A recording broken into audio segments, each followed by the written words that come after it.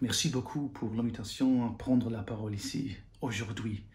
I will switch to English because my French is a bit rusty and the language is quite technical and complex in the programmatic world, and all the terms are English regardless. I'm here today to speak to you about how this exceptional year of 2020 is really completely reconfiguring the digital ad landscape. And despite all the bad news we've seen, it is really a time for renewed enthusiasm for digital. Hence my title, Perfect Storm and Silver Lining, how the exceptional events of this year will reboot digital advertising. And it has been a hard year, yes. Lots of things happening from, of course, COVID to critical interrogations into brand safety, the supply chain, the demise of third-party cookies, and what's happening next. I want to focus primarily on the watershed moment of COVID and what's growing from that, as well as dare a brief outlook on the world post third-party cookies. I present to you 5 theses in total on how the ad landscape is being reconfigured and why, despite everything, we as the digital industry should be optimistic. First case, the nuclear meltdown of the ad industry as we thought it would happen didn't actually occur. Typically, when we see a massive recession, we'd see that ad spend decline is going to be amplified by the economic trends. You can clearly see this here on this slide, where if we take the GDP forecasts from IMF for 2020 and apply it to an economic model that takes into account past GDP and past ad spend data, and we can go back to 1900 in the US actually, we would usually see a massive compression. And so big actually that it would be the most severe ad spend decline since the Great Recession of 1929. If we take a slightly worse GDP, actually from Deloitte, it would be the worst recorded recession in the history of advertising. So things look pretty bad when we entered this year, and everyone was extremely worried. But if we look at the actual models, we see something entirely different.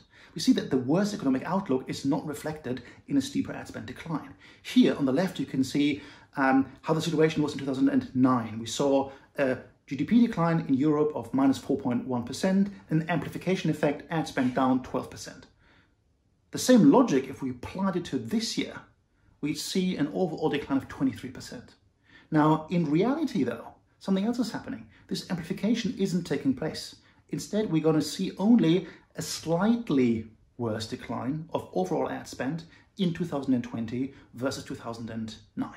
So something here is at stake, where we see a collapse of this correlation and other factors at play that actually help the advertising industry more vis-a-vis the economy. And if we zoom in, we can actually see that there's a bifurcation in the ad market right now. That digital has been much more resilient, whereas other media are suffering.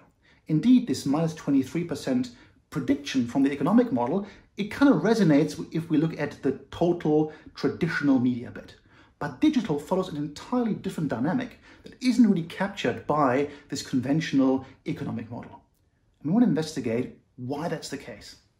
So the second thesis is that COVID-19 isn't just like any other recession, a cyclical blip, but it is a structural acceleration of already latent trends within digital transformation.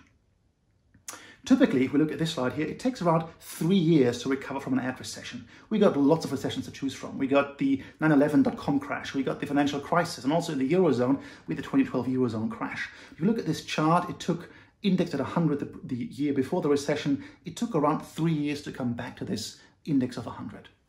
Now, this might be the case as well for COVID-19, but if we look at digital only, we're going to see a V-shaped rebound.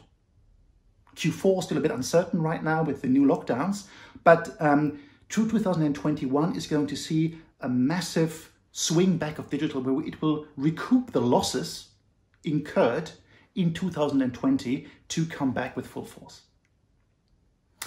And there's some macro changes behind this. For instance, if we look at the explosion of consumption that we saw in the linear world, for instance, television, it was very short-lived. After a few weeks of lockdown, consumption patterns regressed to the old normal, not the new normal. But if we zoom in and look at some digital trends, for instance, here one example is OTT subscriptions. We can see that there's an inflection point in the structural shift to digital consumption, where for the first time now, and we could take any other metric of news consumption or any other metric, but here in this case, the OTT subscriptions globally exceed all pay TV subscriptions. This is happening in many, many markets. So there is a structural force of more digital consumption fueling also the ad economy. And that means that the real impact of 2020 is a tipping point in advertising towards a digital-first world, as you can see on this chart here, where digital and traditional media in Europe were on par in 2019, but then a massive swing to digital in 2020, which will continue to persist in the next years that we are forecasting. So traditional media will swing back very briefly, just organically, but the structural shift is going to continue in the next couple of years. And third thesis, this is all connected to much wider business transformation that needs digital advertising. Let's go back to Peter Drucker, the management guru, who said that business really fulfills two basic functions, marketing and innovation. And we can see this unfolding right now at a neck-break speed. Indeed, if we look at e-commerce, we can see after, this is the UK now, but other charts, similar charts apply to other markets, we can see a linear evolution of e-commerce. But we saw a massive spike during the first period of lockdown. And of course, we can say, yes, this was owed to a cyclical explosion in the pandemic. That's something that we should disregard over a long period of time.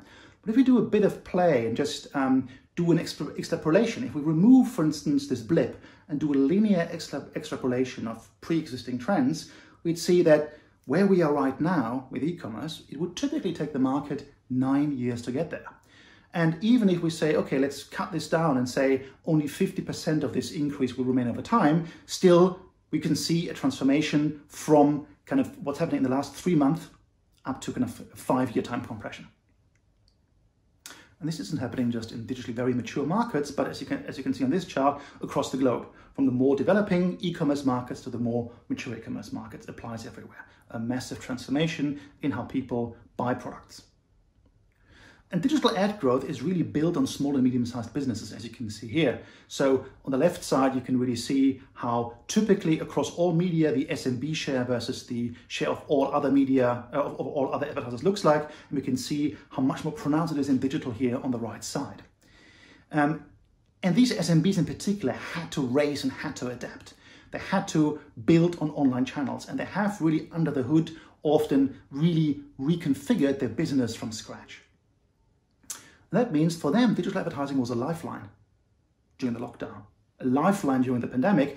And as you can see in this chart here from the US, we can see a perception changing over time where more and more actually see that they need digital advertising and are increasing their budgets as they become more proficient in how to navigate the consumption changes and the overall macro environment of the pandemic. And this even applies to big brands who are now also doubling down on digital, as you can see here on the right side. So all embedded in wider digital transformation. Fourth thesis, marketers, after an initial freeze of budgets, have actually adapted to these exceptional times. And you can see this, for instance, if you look at the Magnite results, where you can see that despite new outbreaks of COVID, in particular hotspots in the US, they haven't really seen ad spend compress with these outbreaks. So there's a breakdown again of correlation between explosion of COVID cases and lockdown and marketing spend. It's not freezing anymore. Marketers are learning. So the recovery, what shape will it have? V, U, or L shaped? It depends on the sector, as you can see here, but also particularly on specific brands. And now with digital tools, with measurement, brands have much more control individually on how they navigate this crisis. So this sense of agency, of authority that brands now have in adapting is something that they didn't have in previous recessions because of the visibility and the trial and error, test and adapt mode of digital advertising. We now live in a large-scale experiment where in the future we need more and different skills, where marketers need to connect programmatic, CRM and cloud to really capitalize on these trends. Fifth trend and last trend, if we move from the pandemic to the broader cookieless world, where Europe has always been, apart from few exceptions, chasing the US. But we can see now there was a late blessing of GDPR where Europe emerges as an innovator. But we need to also ensure that to actually seize these opportunities, we need to change our mindset in how we do marketing and how we assess and build this new world. So as you can see here, there's been an explosion of funding and entrepreneurialism in Europe, which I call the late gift of GDPR, where you see lots of European companies which have started funding, have gone through several rounds to build ID solutions, to build contextual solutions, and so forth. So Europe, with its particular privacy environment, is now a hotbed of innovation. I call on the industry, though, if we want to push digital forward, if we want to unlock its potential, we need to think our mindset. In the future, we do not have one fixed solution that will be sketched out on the drawing board and that will work once and for all. We need to iterate. We need to test, learn, and adapt. And I think we should go back to what the Harvard Business Review dedicated an entire issue to in March, April 2020, which they call a culture of experimentation. To figure out, to test, to see what works, what doesn't work. And we need this iterative approach to work together as an industry to actually unlock the promise and the late gift of GDPR and the transformation of COVID to make this digital ad world sustainable. And with that, thank you very much for your attention and enjoy the rest of the conference.